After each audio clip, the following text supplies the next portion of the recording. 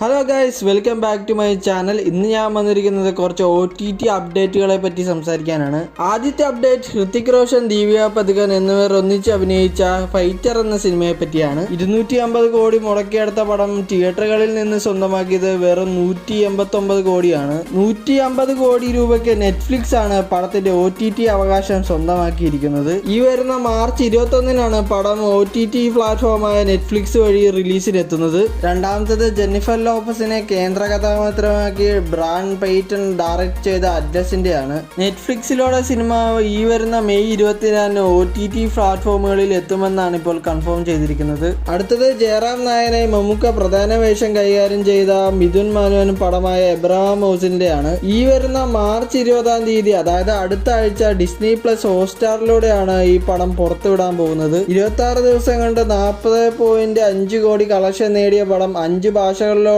OTT റിലീസിനെത്തുന്നത്. അടുത്തത് എല്ലാവരും കാത്തിരുന്ന ഗിരീഷ് ഏടിയുടെ സംവിധാനത്തിൽ മമിത ബൈജു, നെസ്ലിൻ എന്നിവർ കേന്ദ്ര കഥാപാത്രങ്ങളെ എത്തിയ പ്രേമലുവിന്റെ ആണ്. 100 കോടിക്ക് മുകളിൽ കളക്ഷൻ നേടി വൻ ഹിറ്റായി മാറിയ പടത്തിന്റെ OTT അവകാശം സ്വന്തമായിരിക്കുന്നത് ഡിസ്നി പ്ലസ് ഹോട്ട്സ്റ്റാർ ആണ്. ഈ വരുന്ന മാർച്ച് 29-ാം തീയതിയാണ് നിലവിൽ OTT റിലീസിനായിട്ട് പ്രേമലു എത്തുന്നതെന്ന് പറയുന്നത്.